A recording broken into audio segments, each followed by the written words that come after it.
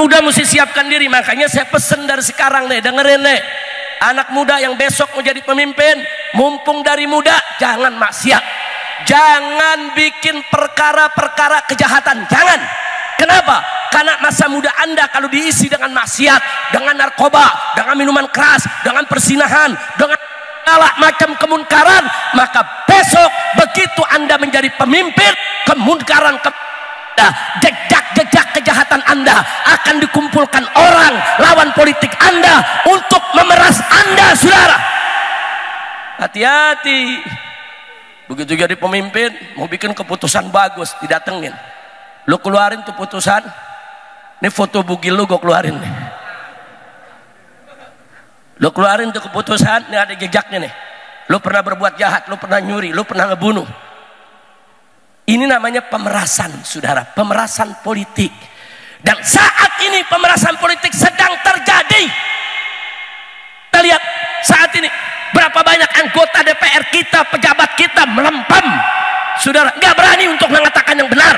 Kenapa? Karena mereka tersandera dengan kasus-kasus mereka. Nah makanya anak-anak muda, saya mau tanya, mau jadi pemimpin nggak? Mau jadi pemimpin nggak? Kalau mau jadi pemimpin mesti bersih dari sekarang. Nggak boleh ada catatan-catatan keburukan Anda, nggak boleh, sudah.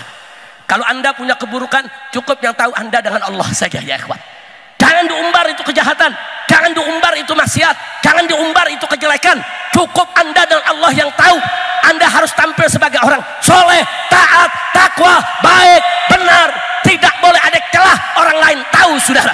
Karena begitu ada celah saat Anda menjadi pemimpin, apakah itu di eksekutif, legislatif, atau yudikatif, kalau Anda punya celah, maka celah Anda akan dijadikan oleh lawan Anda, pembenci Anda, untuk membunuh karakter Anda, saudara. Begitu saya tanya, jahat tidak? Jahat tidak? Ini politik jahat tidak? Jahat tidak? Nah makanya kalau mau jadi pemimpin, dari sekarang bersihin diri. Lagi yang sering hadir di majelis-majelis taklim, saudara. Masuk anak-anak muda, ibu-ibu yang punya anak-anak, masukin pondok pesantren, masukin madrasah-madrasah, masuki ke sekolah-sekolah Islam. Jangan dimasuki ke tempat lain, saudara, supaya besok pada saat mereka lulus, kemudian mereka maju ingin menjadi pemimpin-pemimpin bangsa, mereka adalah generasi Qur'ani yang bertakwa kepada Allah Subhanahu wa ta'ala, insya Allah. Kalau yang ada sekarang nih, ikhwan, udah nggak bisa dianggap. Banyak yang disandera, ngomong nggak berani, saudara. Banyak yang disandera, bela rakyat nggak berani. Banyak yang disandera, saudara. Tapi membela nasib rakyat, mereka nggak punya kemampuan. Udah gitu kadang-kadang oknum pejabat ngeyel lagi. Begitu ditanya, Pak, ini bagaimana nih? Masyarakat beras mahal. Jawabnya santai, ya kalau mahal makan jagung. Enak aja tuh jawab. Ada yang begitu? Ada yang begitu? Ada lagi yang bilang, Pak, ini bagaimana bensin mahal? Dijawab enak, ya lu nggak usah beli kalau mahal.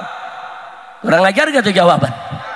Ada lagi yang nanya, Pak, daging mahal, nggak bisa makan daging. Dijawab, lu makan bekicot aja. Ini pejabat apa model begini, saudara? Oh, dijawab sono galak banget, jawabnya apa? Yang kencang, yang kencang. Siapa? Alhamdulillah. Takbir. Saya mau tanya, pejabat model begitu kacau gak? Kacau gak? Kacau gak? Ya begitu kita punya negeri sekarang. Masya Allah, saudara. Makanya saya berharap, anak-anak muda, ayo angkat tangannya anak muda semua, takbir. Siap memimpin Indonesia masa akan datang, takbir. Siap singkirkan orang-orang tua penipu, siap singkirkan orang-orang tua pengkhianat, siap singkirkan orang-orang tua yang jual negara, takbir. Siap pemimpin yang benar, siap jadi pemimpin yang adil, siap menjadi generasi milenial yang Qur'ani, takbir. Sallu ala nabi. Allahumma salli wa sallim wa barik alaihi. Nah, jadi ini yang saya mau sampaikan, saudara. Nah baiklah, wah ini zaman luar biasa fitnah. Kita lanjutkan hadisnya tadi.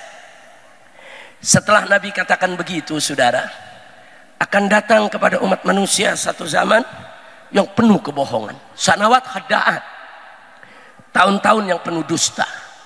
Di tahun-tahun itu pembohong dipercaya, orang jujur justru nggak dipercaya.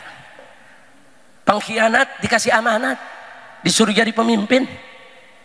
Sementara orang-orang yang amin, yang justru dia bisa jujur, adil, saudara, tapi dia nggak diberikan kesempatan. Nah ketika itu kata Nabi, wayantiqu fihim ruwaibidah. Kata Nabi, wayantiqu fihim, di tengah-tengah mereka nanti, saudara, akan ada yang berkicau, yang suka ngomong seenaknya, saudara, yang suka umbar fitnah. Siapa mereka? Ar-Ruwaibidah. Nabi sebut mereka itu adalah kelompok Ruwaibidah. Ditanya oleh para sahabat, ya Rasulullah, wa ma Ruwaibidah ya Rasulullah, apa itu Ruwaibidah wahai Rasulullah, siapa?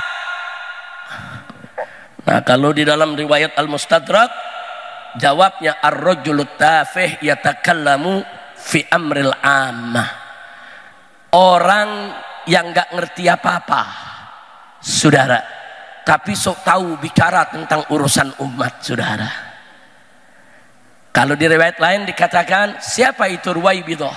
Ruwaibidah itu adalah al-fasik yatakallamu fi amril ammah, orang-orang yang fasik, saudara, tapi sok tahu bicara tentang urusan masyarakat, saudara.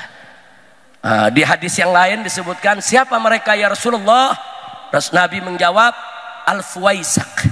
Al-fuwaisik ini artinya, saudara, fasik juga, orang-orang yang memang fasik, terang-terangan dia berbuat fasiknya, tapi sok tahu bicara soal agama, bicara soal medis, bicara soal negara, bicara soal politik, padahal goblok.